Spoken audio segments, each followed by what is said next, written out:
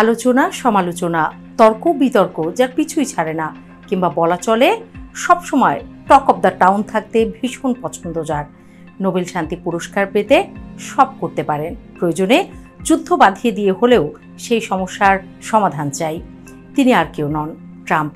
কিন্তু সেই ট্রাম্প এবার পড়েছেন বিশাল এক গ্যারাকলে। একে তো দেশের মধ্যে তার বিরুদ্ধে আন্দোলন চরমে, এর মধ্যে ক্রমেই তার সঙ্গে পাল্লা দিয়ে নিজের অবস্থান পাকাপোক্ত করছেন তার চিরপ্রতিদ্বন্দ্বী শি জিনপিং। ট্রাম্পের সঙ্গে শি জিনপিংয়ের রীতিমতো তুলনা শুরু করেছে প্রভাবশালী সংবাদ মাধ্যমগুলো। গার্ডিয়ান সরাসরি বলেই ফেলেছে, 1 দশকের বেশি সময় ধরে ক্ষমতায় থাকা শি জিনপিংয়ের কাছে লড়াইয়ে পরিষ্কারভাবে হেরে যাচ্ছেন ট্রাম্প। এতদিন পশ্চিমা গণমাধ্যমগুলো তারা এসব বিষয়ে সরাসরি কিছু না বললেও এখন তারা এক প্রকার স্বীকার করেই নিচ্ছেন তাদের ব্যর্থতা। যুক্তরাষ্ট্রে চলছে একদম এক অচেনা সময়। বিচার, আন্দোলন, অভিযোগ আর ক্ষমতার টানাপোড়েন, আর এই সব কিছুর কেন্দ্রবিন্দুতে ডোনাল্ড ট্রাম্প।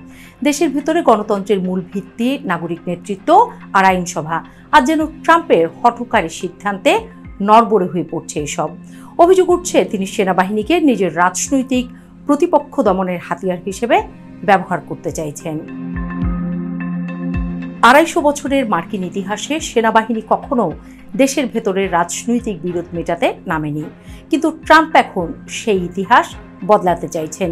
তিনি বিরোধীদের দেশের শত্রু বলে দাগিয়ে দিয়ে সেই শত্রু দমনেই সেনা নামানোর প্রস্তুতি নিচ্ছেন। 1867 সালে প্রেসিডেন্ট অ্যান্ড্রু জনসনের সময়ের পর এমন নজির আর দেখা যায়নি। মার্কিন সংবিধান পরিষ্কারভাবে বলে, রাজনৈতিক সমস্যার সমাধান হতে হবে জনগণ ও কংগ্রেসের মাধ্যমে, সেনাবাহিনীর মাধ্যমে নয়।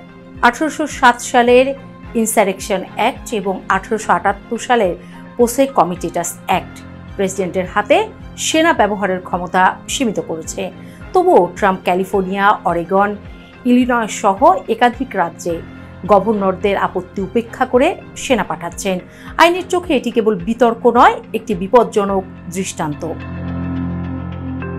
যখন নিজের দেশেই গণতন্ত্রের প্রশ্নে সমালোচিত ট্রাম্প, ঠিক তখনই চীনের প্রেসিডেন্ট শি জিনপিং নিজের অবস্থান দৃঢ় করছেন বিশ্বমঞ্চে।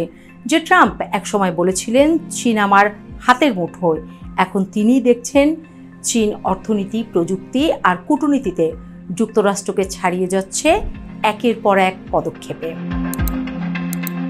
পশ্চিমা বিশ্লেষকরা বলছেন 1 দশকের বেশি সময় ধরে ক্ষমতায় থাকা শি জিনপিংয়ের কাছে হেরে যাচ্ছেন ট্রাম্প।